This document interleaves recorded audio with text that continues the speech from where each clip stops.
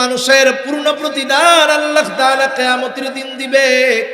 দুনিয়ায় একটা মানুষ যত ভালো কাজ করুক না কেন, আল্লাহ তাআলা ওই ভালো কাজের পূর্ণ প্রতিদান দুনিয়ায় দেন না। একটা মানুষ দুনিয়ায় যত মন্দ কাজ করুক না কেন, আল্লাহ তাআলা তার ওই মন্দ কাজের পূর্ণ প্রতিদান দুনিয়ায় দেন না।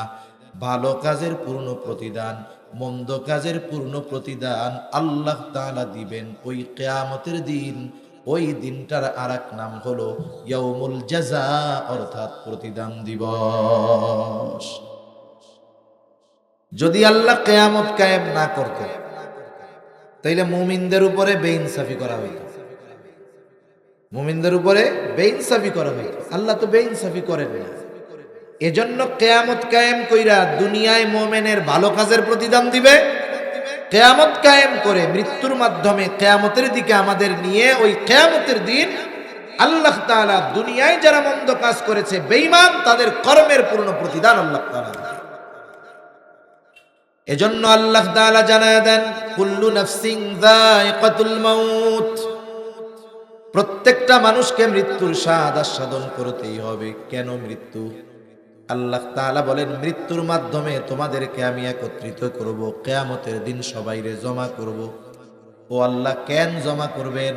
আল্লাহ তাআলা বলেন, ওয়া ইন্নামা তুওয়াফাউনা উজুরাকুম ইয়াউমাল কিয়ামাহ, কারণ ওই কিয়ামতের দিন প্রত্যেককে তার কর্মের পূর্ণ প্রতিদান আমি আল্লাহ দিয়ে দিব।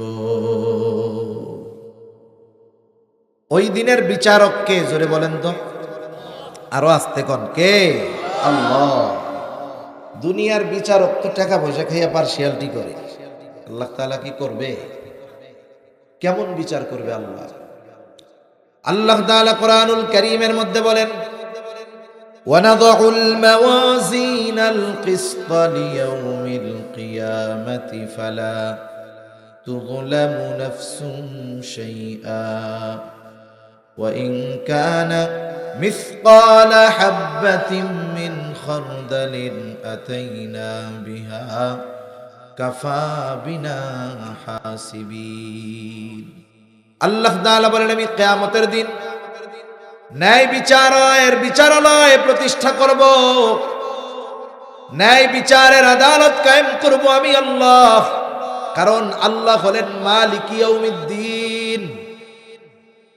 আল্লাহ তাআলা হলেন বিচার দিবসের একচ্ছত্র অধিপতি হলেন আল্লাহ। ওই দিনের বিচারক তিনি। আল্লাহ তাআলা বলেন, এমন বিচারালয় কায়েম করব, ফালা তুযলামু নাফসুন শাইআ, কারো প্রতি সামান্যতম জুলুম করা হবে না, অবিচার করা হবে না। এমনটা হবে না কর্ম নাই কিন্তু বিচার করছি তা না। আমি কিয়ামতের দিন শুধু অপরাধীকে হাজির করব তা নয়, সাথে সাথে তার অপরাধগুলোকেও আমি আল্লাহ হাজির করব। ওয়া ইন কানা মিসকালা হাববাতিন মিন খারদালিন আতাইনা বিহা, সে যদি দুনিয়াতে সরিষা দানা পরিমাণ কোনো আমল করে, আতাইনা বিহা, ওইটা সহ আমি আল্লাহ তাকে হাজির করব। সুবহানাল্লাহ বলেন। হযরত লোকমান তার ছেলেরে উপদেশ দিচ্ছে, ইয়া বুনাইয়া ইন্নাহা ইন তাকু মিসকালা হাববাতিন মিন খারদালিন ফাতাকুন ফি সখরাতিন আও ফিস সামাওয়াতি আও ফিল আরদি ইয়াতি বিহাল্লাহ ইন্নাল্লাহা লাতীফুন খাবীর। হযরত লোকমান তার ছেলেরে বলতেছে, ও আমার বৎস, তোমার আমলটা যদি সরিষা দানা পরিমাণ হয়, ওই আমলটা যদি তুমি কোনো পাথরের মধ্যেও করো, ওই আমলটা যদি আকাশেও করো, জমিনেও করো, যেখানেই তুমি তোমার ওই আমলটা করো না কেন, ইয়াতি বিহাল্লাহ, তোমার ওই আমলটা যিনি হাজির করবেন তিনি কে? এই আয়াতের তাফসিরে হযরত আনাস রাদিয়াল্লাহু তাআলা আনহু থেকে একটা হাদিস আছে। নবীজি বলেন, কেউ যদি এমন পাথরের মধ্যে আমল করে, কেমন পাথর? বলে, যেই পাথরের দরজাও নাই, জানালাও নাই, প্রবেশ করারও জায়গা নাই, বের হওয়ারও জায়গা নাই। বলেন তো, এমন পাথরের মধ্যে যাওয়া কি সম্ভব? মুখ দিয়ে এখন যাওয়া সম্ভব না। এই অসম্ভবকে কেউ যদি সম্ভব করে, আর ওই পাথরের মধ্যে গিয়ে যদি কোনো আমল করে একেবারে সরিষা দানা পরিমাণ, নবীজি বলেন ওই আমলটাও আল্লাহ হাজির তো করবেন, যে করছেন তারে সহ হাজির করবে। সুবহানাল্লাহ। আল্লাহ রাব্বুল আলামিন বলেন আমি ওই আমল সহ আমেলকেও হাজির করব।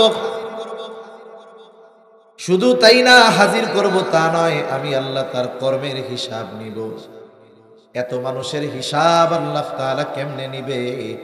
আল্লাহ তাআলা বলেন চিন্তা কইরো না, কাফা বিনা হাসিবিন, এই সব মানুষের হিসাব নেওয়ার জন্য আমি আল্লাহ যথেষ্ট। অগণিত দুরূদ ও সালাম সৈয়দুল আম্বিয়া, আশরাফুল আম্বিয়া, খাতামুল আম্বিয়া, ইমামুল মুরসালিন, রহমাতুল লিল আলামিন মুহাম্মাদুর রাসূলুল্লাহ সাল্লাল্লাহু আলাইহি ওয়াসাল্লামের উপর। সম্মানিত উপস্থিতি, এ দুনিয়াতে এক সময় আমরা কেউ ছিলাম না, আবার একটা সময় আসবে যে এ দুনিয়াতে আমরা কেউ থাকব না। এখন এই মুহূর্তে যারা দুনিয়াতে আছে, মোটামুটি একথা বলা যায় 100 বছর পরে আমাদের কেউই আর এ দুনিয়াতে থাকবে না। আমাদের দেহের সাথে রূহের একটা সংযোগ আছে, এটা যখন বিচ্ছিন্ন হবে এই দেহটার কোনো দাম নাই, কোনো মূল্য নাই। মানুষের আসল হলো রূহ। রূহ যদি না থাকে এ বডির কোনো দাম আছে? রূহ হলো অবিনশ্বর, চিরন্তন। রূহ কখনো আর ধ্বংস হবে না, কিন্তু বডি ধ্বংস হবে। এখন রূহ কেন ধ্বংস হবে না? কারণ রূহ কি জিনিস, রূহ দেখতে কেমন, ধরতে কেমন, আসলে এই বিষয়ের পরিপক্ক জ্ঞান আল্লাহ তাআলা দুনিয়ার কাউকেই দেন নাই। যখন রাসূলুল্লাহ সাল্লাল্লাহু আলাইহি ওয়াসাল্লাম কাফেরদের মাঝে দ্বীনের দাওয়াত দেওয়া শুরু করছেন, নিজের রিসালাতের কথা, নবুয়তির কথা মধ্যে জানাইছেন। কুরাইশরা ছিল ইসমাইল আলাইহিস সালামের বংশধর। ইব্রাহিম আলাইহিস সালামের বড় ছেলে ইসমাইল আলাইহিস সালামের বংশধর। কুরাইশদের মধ্যে তথা ইসমাইল আলাইহিস সালামের বংশে মুহাম্মাদুর রাসূলুল্লাহ সাল্লাল্লাহু আলাইহি ওয়াসাল্লামের আগে আর কোনো নবী আসে নাই। কিন্তু ইব্রাহিম আলাইহিস সালামের আরেক সন্তান ইসহাক আলাইহিস সালাম, আরেক তার সন্তান ইয়াকুব আলাইহিস সালাম। এই ইয়াকুব আলাইহিস সালামের বংশধর, ওনার পর থেকে নিয়ে ঈসা আলাইহিস সালাম পর্যন্ত ধারাবাহিকতার ক্রমান্বয়ে নবী আসছে। তাহলে এদের মধ্যে অবস্থা এমন হয়েছে, নবীজি সাল্লাল্লাহু আলাইহি ওয়াসাল্লাম বলেন বুরাইল কখনো নবী শূন্য হয় নাই। একজন নবী মারা গেছে তো আল্লাহ তাআলা আর একজনকে নবুয়াত দিয়ে তার শূন্য স্থান পূরণ করে দিয়েছেন। বলেন তো, যাদের বংশে যাবে, যাদের গোত্রে ধারাবাহিকতার ক্রমান্বয়ে নবীর আগমন ঘটছে, ওই বংশের মানুষ নবীরা কোন চরিত্রের হতে পারে, কেমন হতে পারে, নবীরা কোন গুণে গুণান্বিত হতে পারে, বলেন তো তাদের জানা থাকবে কি থাকবে না? থাকবে। কিন্তু যাদের বংশ গোত্রে নবী আসে নাই হাজার হাজার বছর, নবী দেখতে কেমন, কেমন হয়, আচরণ কেমন, এটা তো আর তারা বুঝবে না। যেহেতু কুরাইশদের মধ্যে ইসমাইল আলাইহিস সালামের পরে আর কোনো নবী আসে নাই, সেজন্য ওরা নবী কেমন আসলে বুঝে না। নবীজি যখন তার নিজের নবুয়তির কথা তাদেরকে জানিয়েছেন, ওরা অবাক হয়ে গেছে। হায়রে, এই লোক বলে নবী! ওরা ভাবতো নবী হবে ফেরেশতার মতো, খাবে না, বিবাহ শাদী করবে না, বাজারে যাবে না। এজন্য কাফেররা বলতো মালি হাদার রাসূল ইয়াকুলুত তাআম ওয়া ইয়ামশি ফিল আসওয়াক। আরে এটা কেমন রাসূল, ইয়াকুলুত তাআম, সে আবার খাবারও খায়, ওয়া ইয়ামশি ফিল আসওয়াক, সে আবার বাজারেও বলে যায়। এটা আবার কেমনে নবী হয়? ওরা ভাবতো নবী হবে এমন যে খাবে না, বাজারে যাবে না, অন্যরকম এক জিনিসের। তা রাসূলুল্লাহ সাল্লাল্লাহু আলাইহি ওয়াসাল্লাম নিজের নবুয়াতির কথা আছে যখন বলছেন, তাও জানে মুহাম্মদ তো জীবনে কোনোদিন মিথ্যা কথা বলে নাই। ওদের এখন দুই বিষয়ের সংশয় লেগে গেছে। মুহাম্মদ তো মিথ্যা কথা বলতে পারে না, আবার যে বাজারে যায় খায় সে তো নবী হইতে পারে না। এই বিষয়ে তারা দ্বিধাদ্বন্দ্ব নিরসনের আশায় ওদের মধ্য থেকে দুইজন ব্যক্তিকে পাঠায়া দিছে মদিনায়, যে তোমরা দুইজন গিয়া মুহাম্মাদের ব্যাপারে বলবা আসলে কি মুহাম্মদ নবী কি নবী না, এটা আমরা কেমনে বুঝবো। ওই দুইজন আলেমদের কাছে গেছে। আলেমরা সব সিমটম আলামত শুইনা মোটামুটি বুঝতে পারছে ইনি আখেরি জামানার শেষ নবী, শেষ পয়গম্বর মুহাম্মাদুর রাসূলুল্লাহ সাল্লাল্লাহু আলাইহি ওয়াসাল্লাম। আরে ডাক্তার তো অভিজ্ঞ, ডাক্তার যে অভিজ্ঞ সে চোখ দেখে, জিহ্বা দেখে, হাতের তালু টালু দেখা রোগের আলামত বলতে পারে কি পারে না? তাই আলেমরা তো অভিজ্ঞ, জানে যে এই আলামত নবীর, ওরা মোটামুটি বুঝতে পারছে। কিন্তু কারা কেমনে বুঝবে, কেমনে পরীক্ষা করবে আসলে উনি নবী কি নবী না? আলেমরা তাদের তিনটা প্রশ্ন শিখাইয়া দিছে। কয়টা প্রশ্ন? তিনটা প্রশ্ন। যে এই তিন প্রশ্ন গিয়ে তোমরা যেই ব্যক্তি নবী দাবি করে তাকে জিজ্ঞাসা করবা।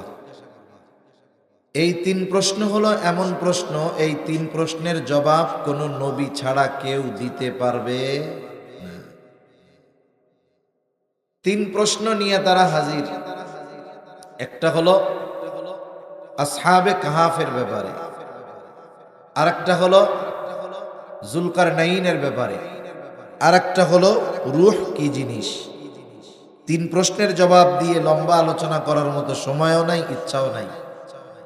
মূলত আমি আমার বিষয়টাকে একেবারে অল্প কথায় আপনাদের বোঝানোর জন্য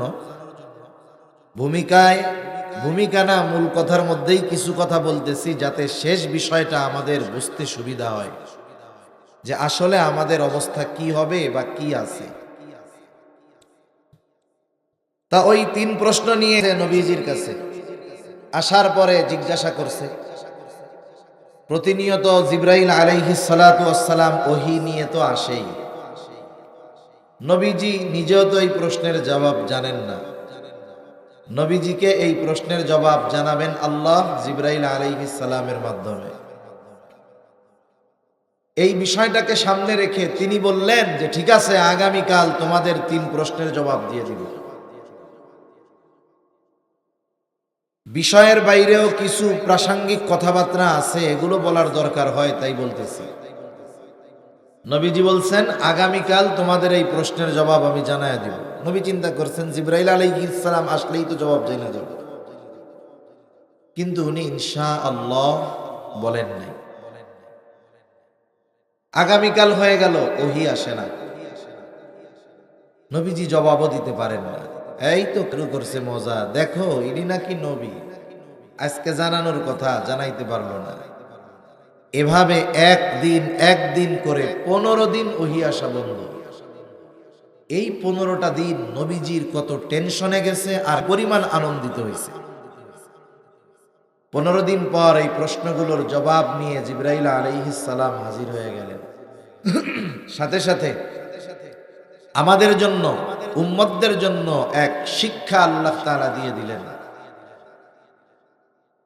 যখন আমরা ভবিষ্যতের জন্য কিছু করার ইচ্ছা পোষণ করব, ওয়ালা তাকুলান্না লিশাইইন ইন্নী ফাইলুন যালিকা গাদা ইল্লা আইয়াশা আল্লাহ, এমনটা কখনোই বলবো না এটা আগামীকাল করব, বরং কি বলবো ইনশাআল্লাহ আগামীকাল করব, ইনশাআল্লাহ এটা বলবো। ভবিষ্যতের যে কোনো বিষয়ের ক্ষেত্রে আমরা বলবো ইনশাআল্লাহ খাবো, ইনশাআল্লাহ যাব, ইনশাআল্লাহ করব। এই ধরনের কিছু পরিভাষা আছে, যেই পরিভাষাগুলো মুসলমানদের সচরাচর ব্যবহার করার দরকার, ঠিক কিনা বলে? যেমন ফোন ধরার ক্ষেত্রে হ্যালো বলার আগে সালাম দেওয়ার দরকার, সালাম বিনিময় হওয়ার দরকার। আলহামদুলিল্লাহ, সুবহানাল্লাহ, ইন্না লিল্লাহ, এই শব্দগুলো, বাক্যগুলো মুসলমানদের ভাষায় ভাষায়, শব্দে শব্দে, পদে পদে থাকার দরকার। সরি না বইলা আফওয়ান বলার অভ্যাস করার দরকার। থ্যাংক ইউ না বইলা জাযাকাল্লাহ বলার অভ্যাস করার দরকার। তা রাসূল আকরাম সাল্লাল্লাহু আলাইহি ওয়াসাল্লামকে আল্লাহ তাআলা শিক্ষা দেওয়া মানে, বলা মানে গোটা উম্মত কিয়ামত পর্যন্ত সবার জন্য মূলত শিক্ষা। অনেক সময় পরিবারের বড়জনকে শাসন করার দ্বারা ছোটদেরকেও রেড সিগন্যাল দেওয়া হয়। বলা হয় একজন রে, কিন্তু উদ্দেশ্য থাকে সবাই। তা 3 প্রশ্নের জবাব আল্লাহ তাআলা দিয়ে দিলেন। এর মধ্যে 3 প্রশ্নের মধ্যে অন্যতম প্রশ্ন হলো ওয়ায়াসআলুনাকা আনির রূহ। তারা আপনাকে জিজ্ঞাসা করে, আপনার কাছে জানতে চায় রূহ কি জিনিস, রূহ কি? আল্লাহ তাআলা বলেন, কুলির রূহু মিন আমরি রাব্বি ওয়া মা উতীতুম মিনাল ইলমি ইল্লা কলিলা। আল্লাহ রাব্বুল আলামিন বলেন, তারা আপনাকে জিজ্ঞাসা করে, আপনার কাছে জানতে চায় রূহ কি জিনিস। আপনি বলেন, কুলির রূহু মিন আমরি রাব্বি। রূহ হলো আমার রবের আদেশ, আমার রবের নির্দেশ। সাথে সাথে আল্লাহ তাআলা এটাও জানায় দিল, পয়গম্বর, এই রূহ কি জিনিস এটা আপনার রবের আদেশ। এটা নিয়ে চিন্তা গবেষণা করার মতো জ্ঞান আমি আল্লাহ মানুষকে দেই নাই। এই জন্যই আল্লাহ তাআলা এরপর সাথে সাথেই বলেন, ওয়ামা উতীতুম মিনাল ইলমি ইল্লা কলিলা। আল্লাহ তাআলা বলেন, তোমাদেরকে অতি সামান্য জ্ঞান দেওয়া হয়েছে। আমাদেরকে আল্লাহ কি জ্ঞান দিয়েছেন বলেন? অতি সামান্য। অতি সামান্য জ্ঞান। কত সামান্য! আসলে কথা একটা আসলে এর পাশে আর একটা চলে আসে। একবার চিন্তা করি যে বাদ দিয়া দেই, আর একবার চিন্তা করি বলারও দরকার আছে যে আমাদের জ্ঞানের পরিধি কত বড় একটু জানি। সূরাতুল কাহাফের মধ্যে মূসা আলাইহিস সালাম আর খিজির আলাইহিস সালামের একটা সফরের ঘটনা আছে, শিক্ষা সফর। আপনাদের এলাকা থেকে ছাত্ররা, বিভিন্ন যুবকেরা মাঝে মধ্যে শিক্ষা সফরে যায় নাকি? এই সব হলো কুশিক্ষার সফর। কিসের সফর বলে?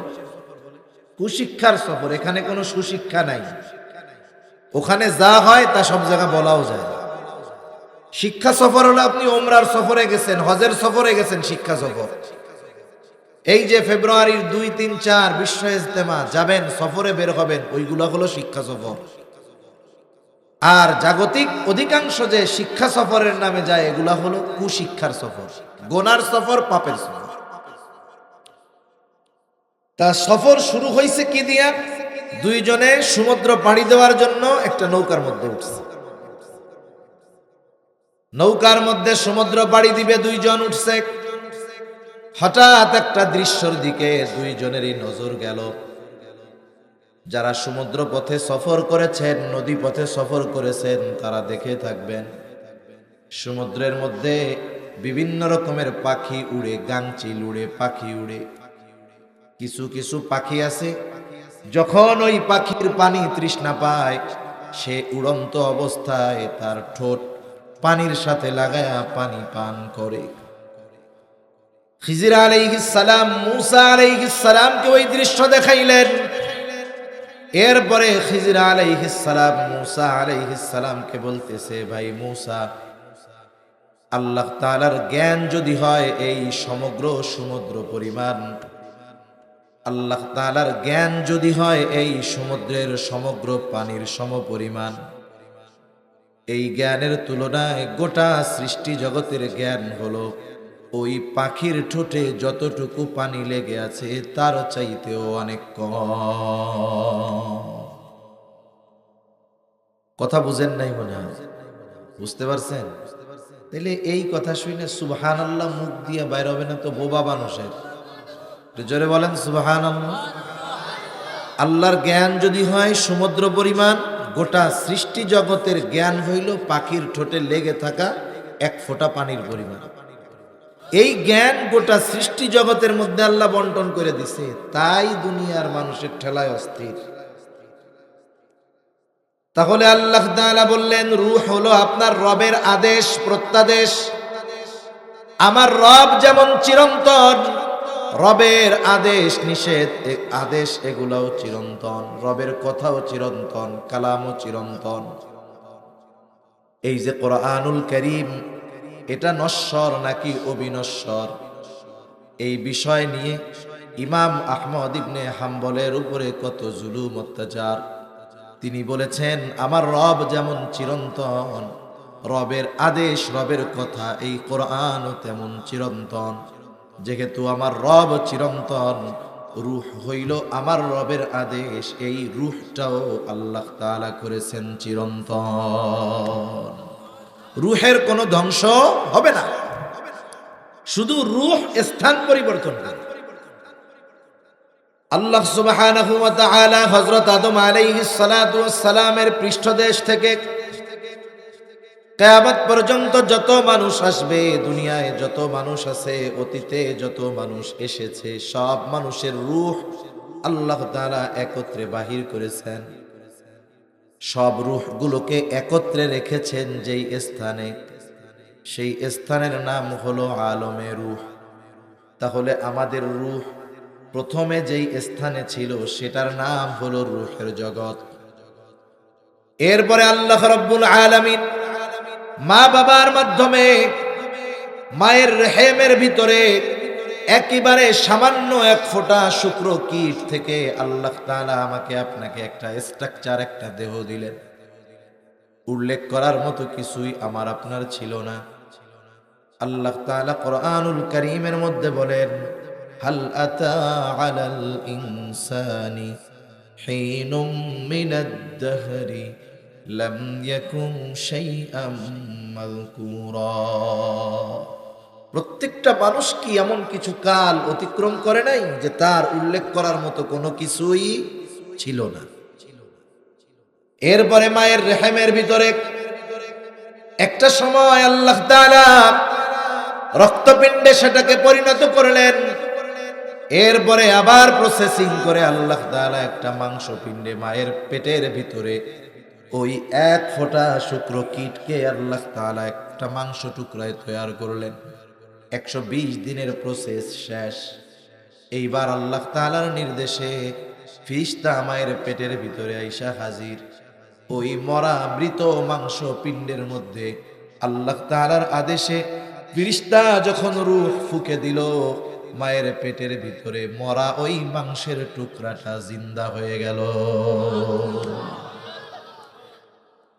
এই দেহটা প্রথমে মৃত ছিল, এই দেহটা প্রথমে কি ছিল? এজন্য আল্লাহ তাআলা কোরআনুল কারীমে সূরা মুলকের মধ্যে বলেন, আল্লাযী খালাকাল মাউতা ওয়াল হায়াতা লিয়াবলুয়াকুম আইয়ুকুম আহসানু আমালা। আল্লাহ তাআলা বলেন, তিনি আল্লাহ আল্লাযী খালাকাল মাউতা ওয়াল হায়াত, যিনি মৃত্যু এবং জীবন সৃষ্টি করছেন। এই দেহ আগে মৃত ছিল, জীবিত হয়েছে কেন? রূহ দেওয়ার কারণে। কথা বুঝতেছেন তো? রূহ দেওয়ার কারণে। এই দেহর সাথে রূহ কতদিন থাকবে, কতক্ষণ থাকবে, আল্লাহ সুবহানাহু ওয়া তাআলা সব কিছু নির্ধারিত করে ফেরেশতাকে পাঠায়া দিয়েছেন। এই যে রূহের সাথে এই দেহের একটা সংযোগ হয়ে গেল, ওই সময় আমাদের রূহের কিছু দিনের অবস্থান ছিল আলমে বতন। মায়ের পেটের মধ্যে ছিল রূহ, ওই ছোট্ট একটা দেহের মধ্যে। এরপরে নির্ধারিত মেয়াদকাল শেষে আল্লাহ তাআলা মায়ের রেহেম থেকে, গর্ভ থেকে আমাদের দুনিয়ায় পাঠাইলেন। এখন এই দেহের মধ্যে রূহটা আছে, রূহের অবস্থান হলো আলমে দুনিয়ায়। কারণ এখন আছি আমরা দুনিয়ায়, রূহের জগৎ থেকে মায়ের পেটে আলমে বতনে, আলমে বতন থেকে এখন আছে আলমে দুনিয়ায়। আমাদের দেহের মধ্যে আছে, একটা নির্ধারিত সময় আসবে, আল্লাহ তাআলার নির্দেশ, এইবার এই রূহ আমার আপনার দেহের সাথে আর থাকবে না। আল্লাহ তাআলা আমাদের প্রত্যেকের হায়াতকে লিমিট নির্ধারিত করে দিয়েছেন। এই যে পানির বোতলটা আছে, এই পানির বোতলের মধ্যে কিছু কথা লেখা আছে। একটা লেখা আছে উৎপাদনের তারিখ, আর একটা লেখা আছে মেয়াদ, আর একটা আছে তার ব্যাচ নাম্বার। মেয়াদটা দেওয়া হলো ৩/৯/২৪ সাল। বলেন তো, আপনি যদি বোতলের মধ্যে বাজারে কিনতে গিয়া দেখেন এইটার মেয়াদ শেষ হয়ে গেছে, পানির দাম ১৫ টাকা, মেয়াদ যদি শেষ হয়ে যায় এই ১৫ টাকার পানি আপনি ৫ টাকা দিয়ে কিনবেন নাকি? আপনি বুঝতে পারতেছেন, দেখতে পারতেছেন মেয়াদ শেষ, এই জন্য এটার কোনো দাম না। আমার আপনারও একটা নির্দিষ্ট মেয়াদ আছে, কিন্তু দেখা যায় না। মেয়াদ ফুরায় গেলে এই কোনো দাম নাই।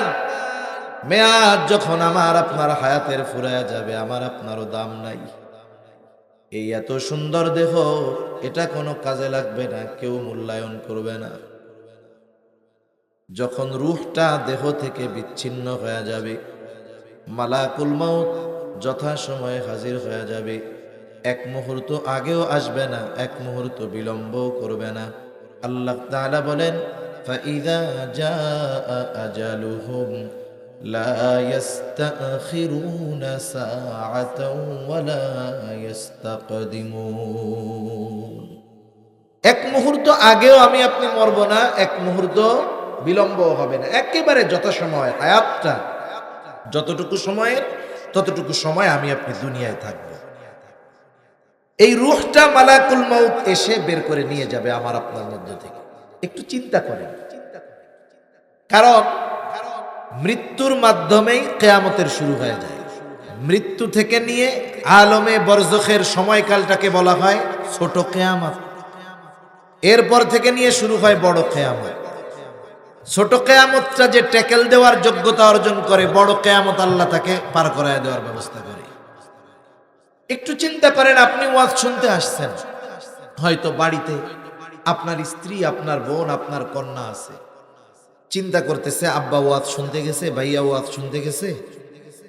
স্ত্রী চিন্তা করতেছে স্বামী ওয়াজ শুনতে গেছে, ওয়াজ শুনে আইসা জানি দেরি না হয়, এই জন্য আগের থেকে সুন্দর মতো তার বিছানাটা পরিপাটি পরিষ্কার করে গুছায়া রেডি করে রেখে দিয়েছে, কম্বল টম্বল সব দিয়া। আল্লাহ না করুন কেউ যদি এখন এখানে ইন্তেকাল করে, দেহ থেকে রূহটা বের হয়ে যায়, বলেন তো ওই মা, ওই বোন, ওই স্ত্রী এই কথা বলবে নাকি? বেচারা ওয়াজ শুনতে গেছিল কিন্তু মারা গেল, যেহেতু বিছানাটা তার জন্য প্রস্তুত করেছিলাম, আজ রাতটা এই কম্বলের তলে বিছানার নিচে তার দেহটা থাক, বলেন তো রাখবে নাকি? ঘরের মধ্যে লাশটা উঠাবে না।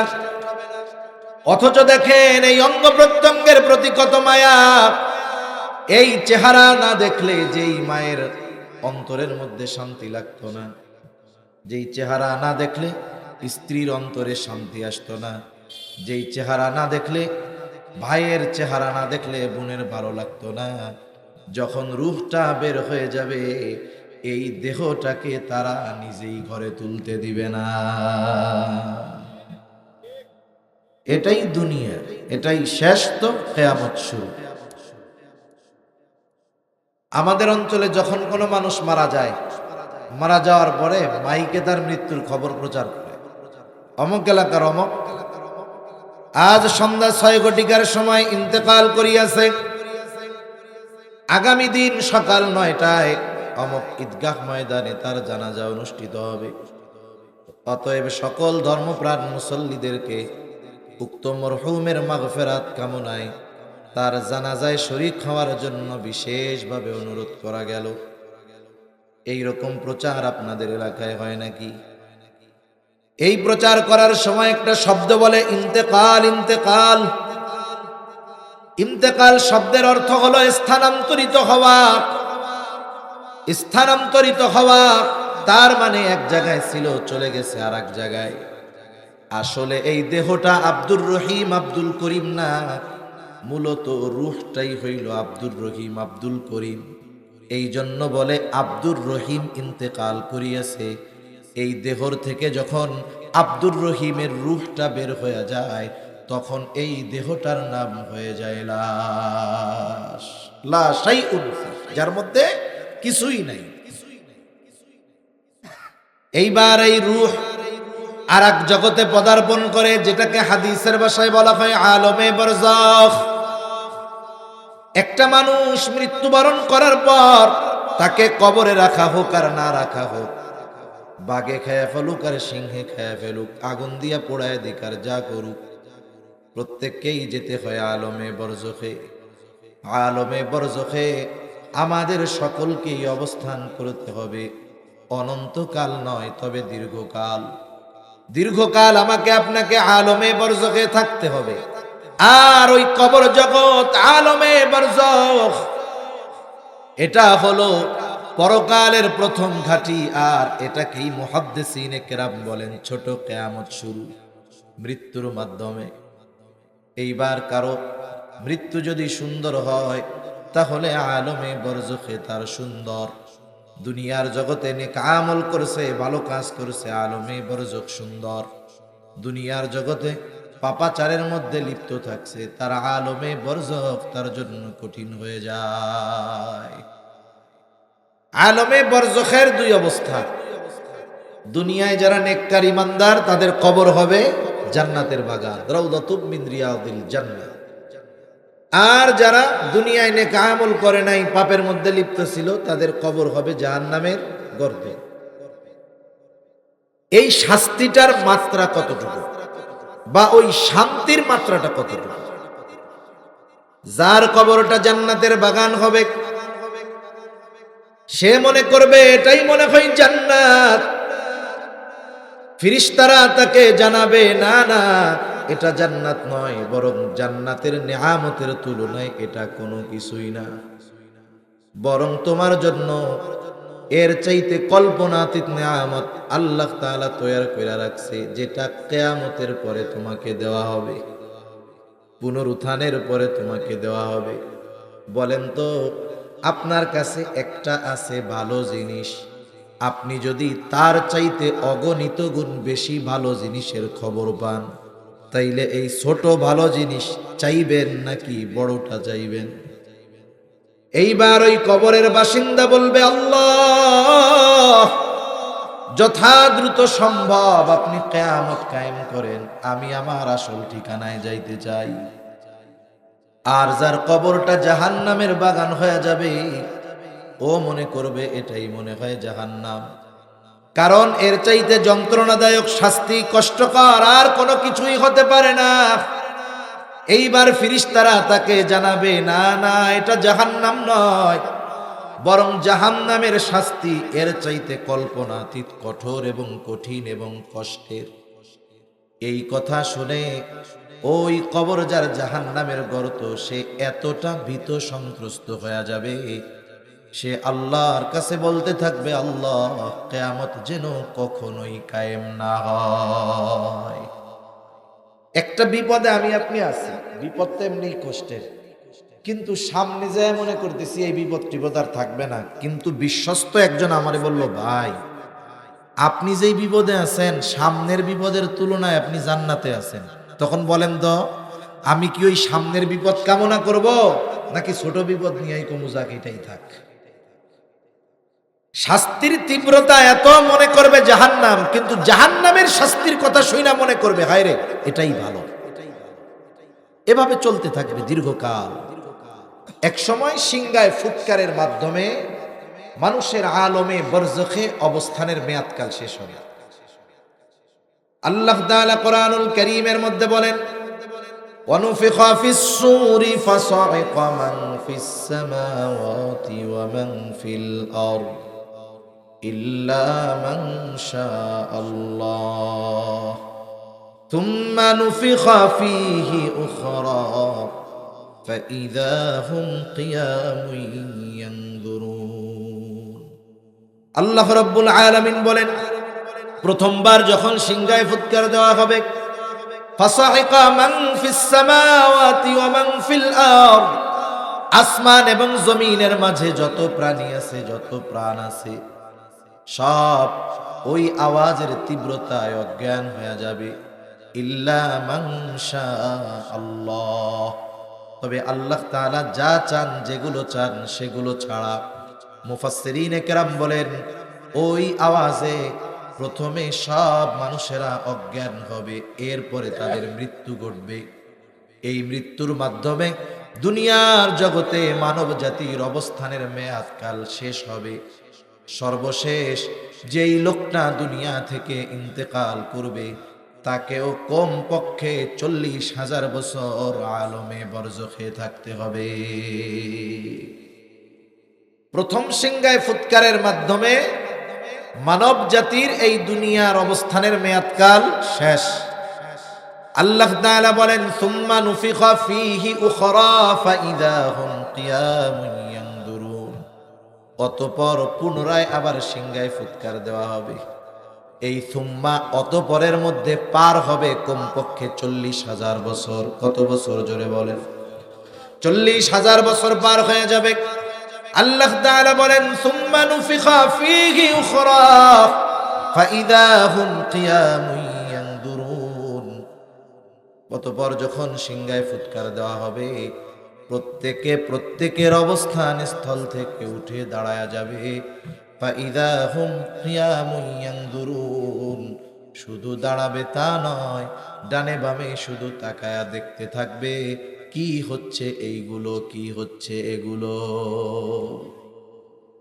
ওইটা কি বলবে?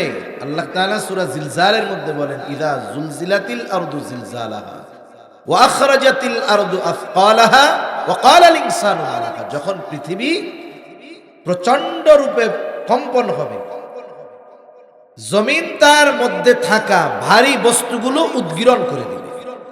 মুফাসসিরিনে কেরাম বলেন এর দ্বারা মানুষের দেহ, লাশ, অথবা এমনটা হতে পারে যে মাটির তলে যত খনিজ পদার্থ আছে, স্বর্ণের খনি, হীরার খনি, সব উদ্গীরণ করে দেবে। মানুষেরা যখন তাকায় দেখবে কি বলবে? ওয়াকালাল ইনসানু মা লাহা, মানুষ বলবে আরে এগুলো কি হইতেছে। চিন্তা করবে দুনিয়ায় এই সম্পদের জন্যই তো দিন ছাড়ছিলাম, সম্পদের জন্যই কাড়াকাড়ি মারামারি করছিলাম, হায় রে এগুলো কি হচ্ছে। অবস্থা কি হবে মানুষের? রাসূলুল্লাহ সাল্লাল্লাহু আলাইহি ওয়াসাল্লাম জানায় দেন অবস্থা বড় করুন। আল্লাহর নবী বলেন কিয়ামতের দিন মানুষকে যখন পুনরুত্থিত করা হবে সকলে বস্ত্রহীন বিবস্ত্র অবস্থায় উঠবে। আয়েশা সিদ্দিকা রাদিয়াল্লাহু তাআলা আনহা বলেন ইয়া রাসূলুল্লাহ, মানুষেরা যে বিবস্ত্র অবস্থায় উঠবে একজন কি আরেকজনের দিকে তাকাবে না? মানুষেরা কি লজ্জা পাবে না? একজন আরেকজনের দিকে তাকাবে না? একটু চিন্তা করেন কিয়ামতের বিভীষিকা, কিয়ামত কত ভয়ানক একটা সময়, কিছুই শুরু হয় নাই। অনেক সময় দেখবেন বৈশাখ মাস যখন হয় মাঝে মধ্যে কাল বৈশাখী ঝড় হয়, হয় না? আকাশ পরিষ্কার, কোনো মেঘ নাই, হঠাৎ করে 10 মিনিটের ভিতরে গোটা আকাশ কালো মেঘে মেঘাচ্ছন্ন হয়ে যায়। ভর দুপুরে এতটা মেঘ, এতটা অন্ধকার, কেমন যেন আমাবস্যার ঘুটঘুটে কালো অন্ধকার। ঝড়ও হইতেছে না, বৃষ্টিও হইতেছে না, শুধু আবহাওয়ার এতটুকু পরিবর্তন। বলেন তো এই পরিবর্তনটা যখন আমাদের পরিলক্ষিত হয় অন্তরের মধ্যে ভীতি সঞ্চার হয় কি হয় না? আবহাওয়ার পরিবর্তনে অন্তরের মধ্যে ভয়ের সৃষ্টি হয়।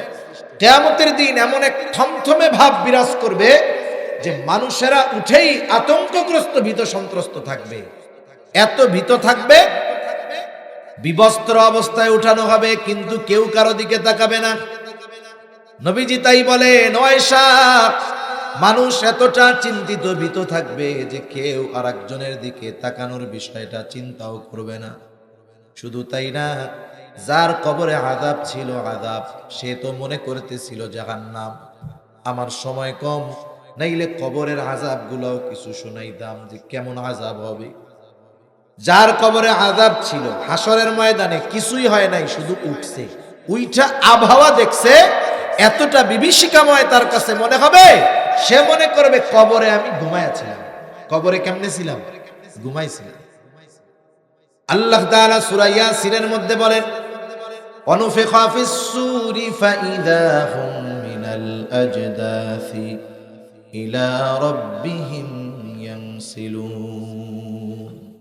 এখানে দ্বিতীয়বার সিংহায় ফুৎকার উদ্দেশ্য। আল্লাহ তাআলা বলেন ওয়ানুফিখা ফিস-সূর ফাইযা হুম মিনাল আজদাসি ইলা রাব্বিহিম ইয়ানসিলুন। দ্বিতীয়বার সিংহায় ফুৎকারের পরে প্রত্যেককে তার কবর থেকে উঠায়া দেওয়া হবে, পুনরুজ্জীবিত করা হবে।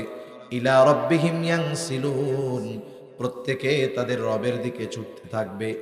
এই বিভীষিকাময় অবস্থা দেখে যাদের কবরে আযাব ছিল তারা বলবে ক্বালু ইয়া ওয়াইলানা মান বা'আসানা মিন মারকাদিনা হাযা মা ওয়া'আদার রাহমানু ওয়া সাদাকাল মুরসালুন। আল্লাহ তাআলা জানায়া দেন ওই মানুষেরা বলবে ইয়া ওয়াইলানা মান বা'আসানা মিন মারকাদিনা, হায় দুর্ভোগ, কে আমাদেরকে আমাদের অবস্থান স্থল থেকে জাগায়া দিল। বলেন তো, মানুষ যদি ঘুমায় তাইলে জাগানো যায়? ওরা মনে করবে আমরা ঘুমায়ছিলাম, কে আমাদেরকে ঘুম থেকে জাগায়া দিল। অথচ ছিল আযাবের মধ্যে, কিন্তু কিয়ামতের অবস্থা দেখা কবরের আযাবের কথা তো ভুলবেই, মনে হবে কবরে আরামে তারা ঘুমায়াছিল। মানুষ যখন বড় বিপদে পড়ে তখন ছোট বিপদ মনে হয় আরামেই ছিলাম, ঠিক না? এইবার মুমিনরা অথবা ফেরেশতারা তাদের এই কথার জবাবে বলবে হাযা মা ওয়া'আদার রহমান, এটাই হলো দয়াময় রহমানের সেই প্রতিশ্রুত দিবস, দয়াময়ের সেই প্রতিশ্রুত দিবস, যেই দিবসের সত্যায়ন রাসূলগণ করেছেন। ওয়া সাদাকাল মুরসালুন, রাসূলগণ যেই দিবসের সত্যায়ন করেছে, এই দিবসের এক নাম হলো ইয়াউমুল কিয়ামাহ, এই দিবসের এক নাম হলো ইয়াউমুল হাসর। কারণ হাসর একত্রিতকরণ দিবস। ওই দিন পৃথিবীর শুরু থেকে নিয়ে শেষ পর্যন্ত যত মানুষ এসেছে তাদের সকলকে একত্রিত করা হবে। ওই দিবসের এক নাম হলো ইয়াউমুল জাযা, প্রতিদান দিবস। কারণ মানুষের পূর্ণ প্রতিদান আল্লাহ তাআলা কিয়ামতের দিন দিবে। দুনিয়ায় একটা মানুষ যত ভালো কাজ করুক না কেন, আল্লাহ তাআলা ওই ভালো কাজের পূর্ণ প্রতিদান দুনিয়ায় দেন না। একটা মানুষ দুনিয়ায় যত মন্দ কাজ করুক না কেন, আল্লাহ তাআলা তার ওই মন্দ কাজের পূর্ণ প্রতিদান দুনিয়ায় দেন না। ভালো কাজের পূর্ণ প্রতিদান, মন্দ কাজের পূর্ণ প্রতিদান আল্লাহ তাআলা দিবেন ওই কিয়ামতের দিন। ওই দিনটার আরেক নাম হলো ইয়াউমুল জাযা, অর্থাৎ প্রতিদান দিবস। যদি আল্লাহ কিয়ামত কায়েম না করতেন তাইলে মুমিনদের উপরে বেইনসাফি করা হইত, মুমিনদের উপরে বেইনসাফি করা হইত। আল্লাহ তো বেইনসাফি করেন না। এজন্য কিয়ামত কায়েম কইরা দুনিয়ায় মুমিনের ভালো কাজের প্রতিদান দিবে। কিয়ামত কায়েম করে মৃত্যুর মাধ্যমে কিয়ামতের দিকে আমাদের নিয়ে ওই কিয়ামতের দিন আল্লাহ তাআলা দুনিয়ায় যারা মন্দ কাজ করেছে বেঈমান, তাদের কর্মের পূর্ণ প্রতিদান আল্লাহ তাআলা দিবেন। এজন্য আল্লাহ তাআলা জানায়া দেন কুল্লু নাফসিন যায়িকাতুল মাউত, প্রত্যেকটা মানুষকে মৃত্যুর স্বাদ আস্বাদন করতেই হবে। কেন মৃত্যু? আল্লাহ তাআলা বলেন মৃত্যুর মাধ্যমে তোমাদেরকে আমি একত্রিত করব, কিয়ামতের দিন সবাইরে জমা করব। ও আল্লাহ, কেন জমা করবেন? আল্লাহ তাআলা বলেন ওয়া ইন্নামা তুওয়াফাউনা উজুরাকুম ইয়াউমাল কিয়ামাহ, কারণ ওই কিয়ামতের দিন প্রত্যেককে তার কর্মের পূর্ণ প্রতিদান আমি আল্লাহ দিয়ে দিব। ওই দিনের বিচারক কে? জোরে বলেন তো, আরো আস্তে কোন কে? আল্লাহ। দুনিয়ার বিচারক তো টাকা পয়সা খাইয়া পার্সিয়ালিটি করে, আল্লাহ তাআলা কি করবে? কেমন বিচার করবে আল্লাহ? আল্লাহ তাআলা কোরআনুল কারীমের মধ্যে বলেন وَنَضَعُ الْمَوَازِينَ الْقِسْطَ لِيَوْمِ الْقِيَامَةِ فَلَا تُظْلَمُ نَفْسٌ شَيْئًا وَإِنْ كَانَ مِثْقَالَ حَبَّةٍ مِّنْ خَرْدَلٍ أَتَيْنَا بِهَا কাফা বিনা হাসিবিন। আল্লাহ তাআলা বলেন, আমি কিয়ামতের দিন ন্যায় বিচারের বিচারালয় প্রতিষ্ঠা করব, ন্যায় বিচারের আদালত কায়েম করব আমি আল্লাহ। কারণ আল্লাহ হলেন মালিক ইয়াউমিদ্দিন, আল্লাহ তাআলা হলেন বিচার দিবসের একচ্ছত্র অধিপতি হলেন আল্লাহ, ওই দিনের বিচারক তিনি। আল্লাহ তাআলা বলেন, এমন বিচারালয় কায়েম করব, ফালা তুযলামু নাফসুন শাইআ, কারো প্রতি সামান্যতম জুলুম করা হবে না, অবিচার করা হবে না। এমনটা হবে না কর্ম নাই কিন্তু বিচার করছি তা না। আমি কিয়ামতের দিন শুধু অপরাধীকে হাজির করব তা নয়, সাথে সাথে তার অপরাধগুলোকেও আমি আল্লাহ হাজির করব। ওয়া ইন কানা মিসকালা হাববাতিন মিন খারদালিন আতাইনা বিহা, সে যদি দুনিয়াতে সরিষা দানা পরিমাণ কোনো আমল করে, আতাইনা বিহা, ওইটা সহ আমি আল্লাহ তাকে হাজির করব। সুবহানাল্লাহ বলেন। হযরত লোকমান তার ছেলেরে উপদেশ দিচ্ছে, ইয়া বুনাইয়া ইন্নাহা ইন তাকু মিসকালা হাববাতিন মিন খারদালিন ফাতাকুন ফি সখরাতিন আও ফিস সামাওয়াতি আও ফিল আরদি ইয়াতি বিহাল্লাহ ইন্নাল্লাহা লাতীফুন খাবীর। হযরত লোকমান তার ছেলেরে বলতেছে, ও আমার বৎস, তোমার আমলটা যদি সরিষা দানা পরিমাণ হয়, ওই আমলটা যদি তুমি কোনো পাথরের মধ্যেও করো, ওই আমলটা যদি আকাশেও করো জমিনেও করো, যেখানেই তুমি তোমার ওই আমলটা করো না কেন, ইয়াতি বিহাল্লাহ, তোমার ওই আমলটা যিনি হাজির করবেন তিনি কে? এই আয়াতের তাফসীরে হযরত আনাস রাদিয়াল্লাহু তাআলা আনহু থেকে একটা হাদিস আছে। নবীজি বলেন, কেউ যদি এমন পাথরের মধ্যে আমল করে, কেমন পাথর? বলে যেই পাথরের দরজাও নাই, জানালাও নাই, প্রবেশ করারও জায়গা নাই, বের হওয়ারও জায়গা নাই। বলেন তো এমন পাথরের মধ্যে যাওয়া কি সম্ভব? মুখ দিয়ে এখন যাওয়া সম্ভব না। এই অসম্ভবকে কেউ যদি সম্ভব করে, আর ওই পাথরের মধ্যে গিয়ে যদি কোনো আমল করে একেবারে সরিষা দানা পরিমাণ, নবীজি বলেন ওই আমলটাও আল্লাহ হাজির তো করবেন, যে করছেন তারে সহ হাজির করবে। সুবহানাল্লাহ। আল্লাহ রাব্বুল আলামিন বলেন, আমি ওই আমল সহ আমেলকেও হাজির করব। শুধু তাই না, হাজির করব তা নয়, আমি আল্লাহ তার কর্মের হিসাব নিব। এত মানুষের হিসাব আল্লাহ তাআলা কেমনে নিবে? আল্লাহ তাআলা বলেন, চিন্তা কইরো না, কাফা বিনা হাসিবিন, এই সব মানুষের হিসাব নেওয়ার জন্য আমি আল্লাহ যথেষ্ট।